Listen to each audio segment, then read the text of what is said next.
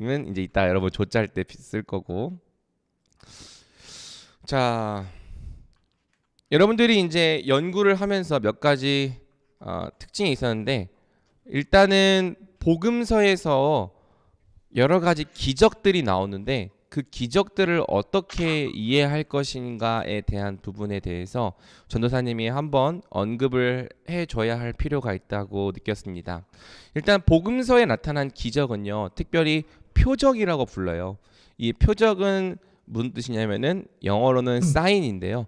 어, 여, 헬라어 원어로는 세메이온이라고 하는 단어예요. 이 사인, 어떤 것에 대한 표시다. 세메이온, 같은 뜻으로 어떤 사실에 대한 표시 아니면 그것에 대한 증거, 이런 뜻인데, 무엇에 대한 증거와 무엇에 대한 표시냐라고 했을 때 예수님이 그리스도시다라고 하는 것을 보여주고 입증하는 기적을 우리는 표적이라고 부르는 거죠. 무슨 얘기인지 이해가 됐어요? 그러니까 복음서에 나오는 모든 기적은 그냥 예수님이 능력이 많으시다, 예수님이 모든 병든 자들을 치료할 수 있으시다, 이 정도에서 그치는 것이 아니라 예수님이 바로 구약 성경에서 약속된 메시아시다, 예수님이 바로 구약 성경에서 약속된 그리스도시다라는 것을 입증하는 성격의 기적이라는 거죠. 그래서 표적이다. 앞으로 여러분들이 보면은 표적이다라는 표현을 가끔 보게 될 텐데, 표적이라는 것을 이해할 필요가 있습니다. 그래서 그 표적의 목적이 무엇이냐? 예수님이 곧 그리스도시다라는 것을 드러내는 증거라는 거예요. 왜 이러한 표적이 중요하냐면은 구약 성경에서 장차 이 땅에 오실 메시아가 어떤 분이신지에 대해서 미리 예언을 해 놓았기 때문이죠. 메시아가 오면은 억눌린 자가 자유함을 얻고, 또 갇힌 자가, 포로된 자가 노임을 받고, 또 눈먼 자가 눈을 뜨고, 또 듣지 못하는 자가 듣게 되고, 이러한 일들이 일어날 것이다라고 선지자들이 예언을 해 두었기 때문에 예수님께서 오셨는데 실제로 그러한 일들이 일어난다면, 이분이 바로 구약 성경에서 약속된 그 메시아구나라는 걸 알 수 있는 거죠. 그래서 이 복음서에서의 표적은 이러한 관점에서 읽어야 된다라는 것을 여러분이 좀 같이 이해하면 좋을 것 같습니다. 그리고 두 번째로는요, 여러분들이 복음서의 기적을 읽어 나갈 때 자세히 읽기 플러스 낯설게 읽기를 해야 돼요. 왜냐하면 복음서에서 병 고치는 표적이 굉장히 많이 나오죠. 그렇죠? 지금 이 사건만 있는 것이 아니라 예수님께서 병을 고치시는 에피소드가 계속 나와요. 뭐 눈먼 자를 고쳐주시기도 하고, 또 듣지 못하는 자를 듣게 해주시기도 하고, 중풍병자를 고쳐주시기도 하고, 또 여러분들이 나중에 연구하다 보면 알겠지만 손 마른 자를 고쳐주시기도 하죠. 그런데 그 모든 기적을 다 그냥 대충 읽어서 병을 고쳐주셨구나, 이렇게 읽는다면요, 여러분은 그 본문에 담긴 독특한 메시지를 읽을 수가 없게 돼요. 그러니까 여러분들이 그냥 병을 고쳐주셨네? 그러면 메시지를 어떻게 정리해요? 예수님은 병 고침의 권능이 있으신 분이다. 그렇죠? 이렇게 정리해버리죠. 그 다음에 이 병 고침을 여러분들이 또 어떻게 해석하냐면은 어려운 일, 아니면 어떤 일, 이런 식으로 정리를 해서 예수님은 어떤 일이든지 해결할 수 있는 분이시다, 이런 식으로 이제 메시지를 만들어 가요. 그러면은 앞으로 여러분들이 모든 병 고치는 기사에다가 다 이렇게 메시지를 정리할 것이냐, 이런 문제가 생기죠. 그러면 모든 종류의 이 병 고침의 기적이 그냥 예수님은 어떤 일이든지 다 해결할 수 있다는 뜻이구나, 이걸 보여주려고 저자가 기록한 것이냐? 그렇지 않다는 거예요. 모든 그 에피소드는요, 다 각각의 고유한 메시지를 가지고 있어요. 그리고 강조점이 조금씩 다 달라요. 손 마른 자를 고쳐줄 때에는 안식일이라고 하는 강조점이 있고요. 또 여러분이 오늘 본문을 연구할 때에는 오늘 본문만 갖고 있는 강조점이 있어요. 또 혈루병 걸린 여인을 고쳐주시는 기적도 그 본문만이 가지고 있는 고유한 메시지가 있고요. 또 여러분들이 보았던 것처럼 나병 환자를 고쳐주는 것도 이 나병을 고친다라고 하는 그 본문만의 강조점이 있어요. 그래서 여러분이 뭐 다 병 고친다라는 것으로 하나로 퉁치지 않도록 주의해야 돼요. 이 본문만이 가지고 있는 고유한 메시지가 무엇인가를 자세히 읽어야 되고요. 이것을 자세히 읽기 위해서는 낯설게 읽어야 돼요. 아, 이게 다 아는 내용이네, 병 고친다는 내용이네, 이렇게 읽는 게 아니라 왜 이 본문에서는 계속 깨끗이라는 표현을 강조하는 걸까? 왜 굳이 병을 고쳐주셨다 이렇게 안 쓰고 깨끗하게 되었다, 깨끗하게 하실 수 있나이다, 깨끗함을 받으라, 깨끗하게 된 것을 입증하라. 깨끗이라는 것을 왜 이렇게 강조할까? 이렇게 낯설게 생각해보고 낯설게 읽을 때 그 본문이 갖고 있는 특징을 잡아낼 수 있는 거죠. 그래서 여러분이 앞으로 계속해서 기적에 대한 부분이 나올 텐데 그 모든 본문을 예수님은 어떤 일이든지 해결할 수 있는 분이시다, 이렇게 하나로 퉁쳐서 메시지를 만들지 않으려면 지금부터 이 내용을 잘 이해를 하고 여러분들이 그 본문만이 갖고 있는 고유한 메시지를 정리하고 탐구하는 것에 조금 더 힘을 써보면 좋을 것 같습니다. 그 다음에 세 번째로는요, 지금 이 본문이 조금 어려웠던 이유가 복선이 깔려 있기 때문이에요. 여러분, 복선이 뭔지 알죠? 복선이라고 하는 것은 앞으로 나중에 밝혀질 사실을 지금 앞에서 암시적으로 담고 있는 그러한 문학 장치를 말하는 거예요. 그래서 이 본문이 갖고 있는 복선이 무엇이냐면은 예수님께서 자기의 정체를 숨기신다는 복선을 가지고 있죠. 그러니까 이 복선이라고 하는 것은 메시지의 큰 문맥을 차지하진 않는데 그 문맥 옆에 사이드로 같이 끼어 있어서 나중에 밝혀져야 될 내용들을 미리 밑밥을 까는 작업이라고 할 수 있어요. 그래서 이 본문에서는 예수님께서 자기의 정체를 숨기시는 복선을 가지고 있고요.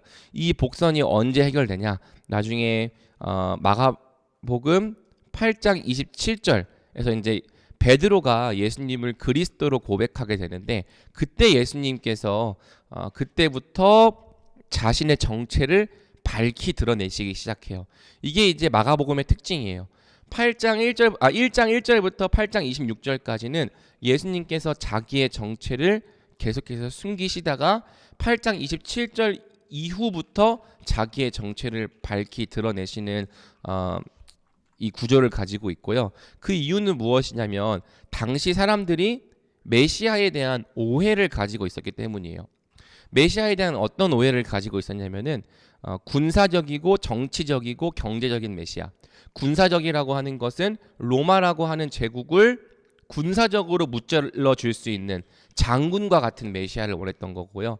정치적인 메시아는 실제로 이 세속적인 왕의 개념으로서 이 땅에 하나의 나라를 건국하는 개념의 왕으로서의 메시아를 생각을 했던 거예요.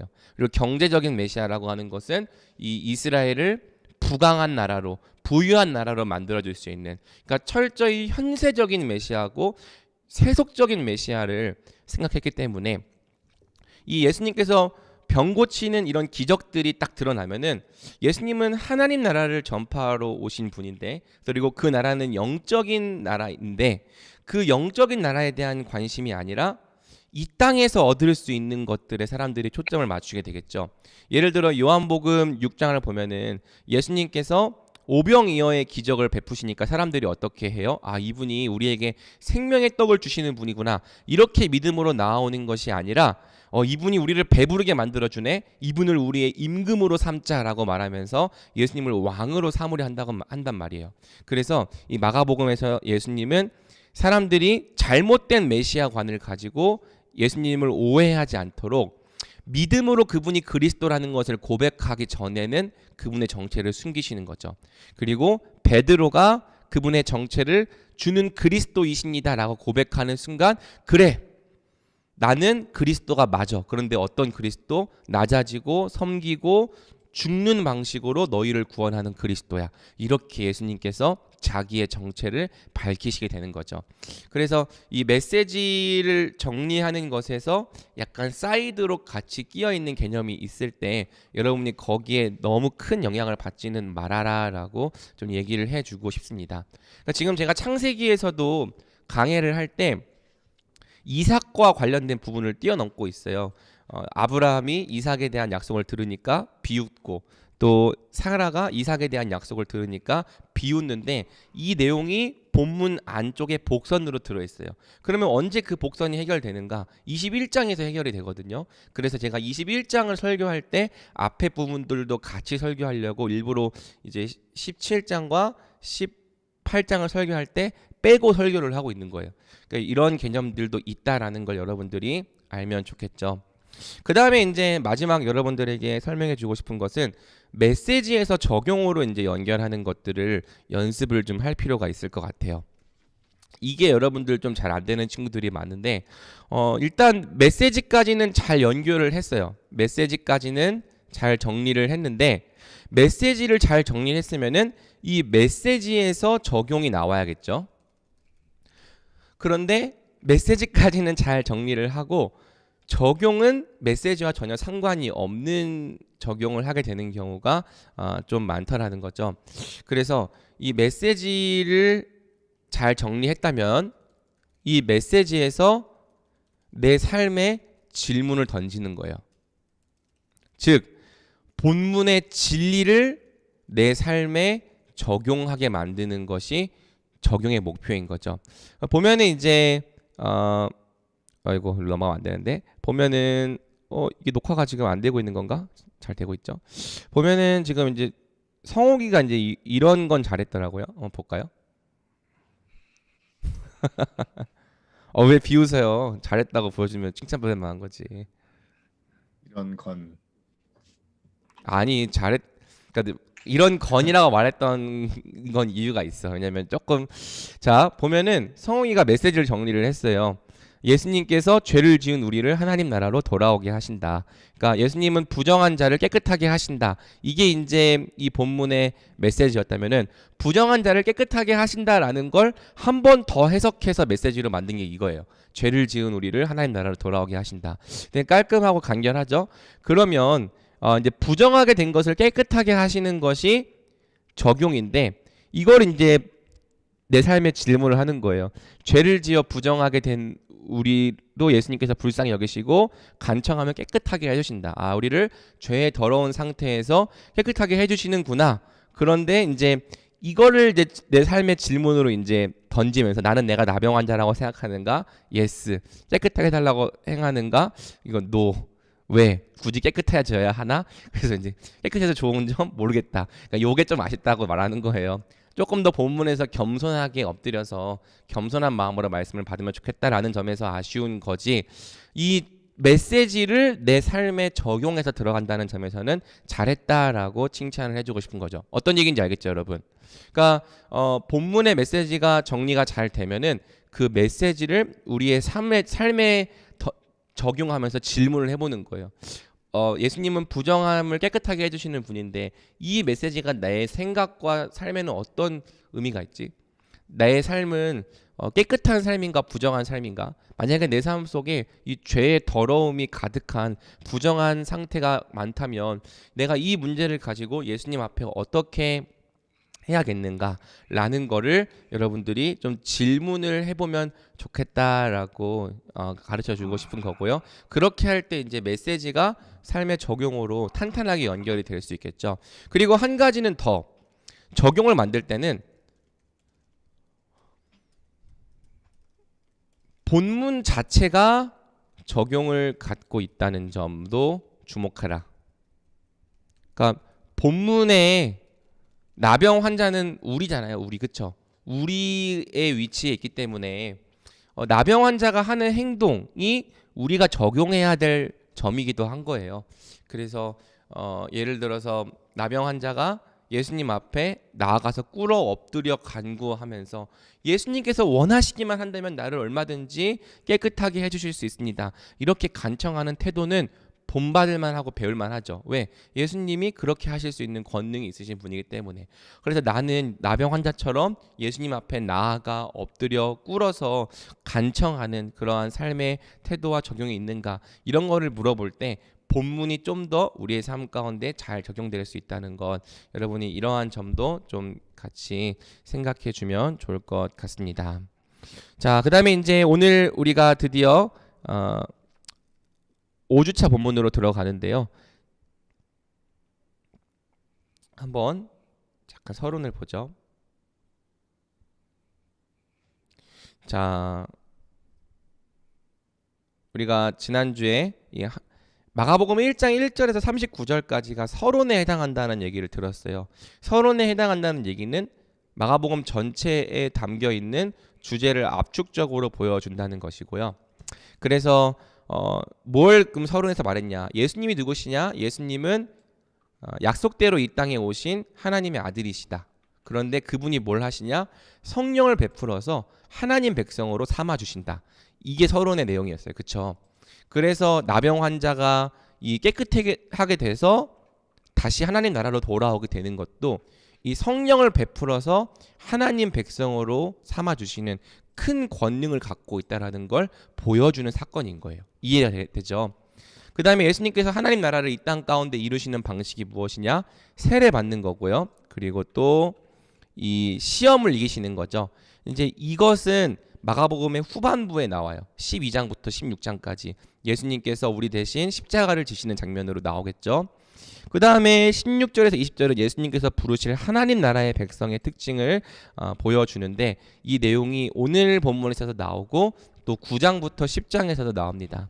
그 다음에 21절에서 39절은 하나님 나라의 특징과 권능이 무엇인지를 보여주는데, 이제 이 내용들이 4장부터 8장에 중심적으로 나와요. 그래서 말씀으로 임하는 나라, 또 권능으로 임하는 나라, 어둠과 사망의 권세를 물리치는 나라. 그래서 이런 내용들이 마가복음 전체를 지배하고 있구나라는 것을 머릿속에 넣고 접근을 해야 큰 문맥 안에서 이 작은 부분을 볼 수 있는 거예요. 무슨 얘기인지 알죠? 그러니까 코끼리를 볼 때 이 코끼리의 코만 만지고 코끼리는 뱀처럼 생겼다 이렇게 생각하는 것이 아니라, 코끼리의 전체 모습도 알면서 이 각각의 작은 부분도 봐야 코끼리를 자세히 알 수 있는 것처럼, 마가복음도 전체 큰 그림이 있는 상태에서 각각의 부분을 볼 때 너무 이 저자의 의도랑 벗어난 해석을 하지 않게 된다는 거죠. 그래서 제가 이제 우리가 사실 1.2 파트로 들어갔거든요. 여러분들이 나병 환자를 연구한 부분이 벌써 1.2 파트인데, 이제 이 1.2 파트의 특징이 무엇이냐면은 죄인들을 부르신다라는 내용이 담겨 있는 거예요. 그래서 죄인들을 불러서 죄인들에게 무엇을 주시는가가 이 본문이 갖고 있는 가장 중점적인 주제인 것이고요. 그러한 주제를 마가복음은 어떻게 드러낸다? 내러티브, 이야기 방식을 통해서 드러낸다는 것. 그래서 여러분이 이야기 방식을 읽었을 때 그 이야기 방식에서 메시지를 잘 정리해내라는 거예요. 이야기 방식이 뭔 줄 알죠? 토끼와 거북이 이야기는 토끼가 거북이보다 뭐 생물학적으로 빠르다 이런 걸 보여주는 게 아니라, 토끼와 거북이의 이야기를 통해서 부지런한 자가 오만한 자, 게으른 자를 이긴다, 이런 내용을 담고 있는 것처럼, 여러분이 각각의 메시지를, 각각의 에피소드들을 통해서 그 에피소드가 이 하나님 나라, 특별히 죄인들이 들어가는 하나님 나라를 어떻게 보여주는지를 잘 정리해내면 된다라는 것, 여러분들이 기억해주면 좋을 것 같습니다. 자, 됐죠? 자, 그러면은 우리 조를 이제 또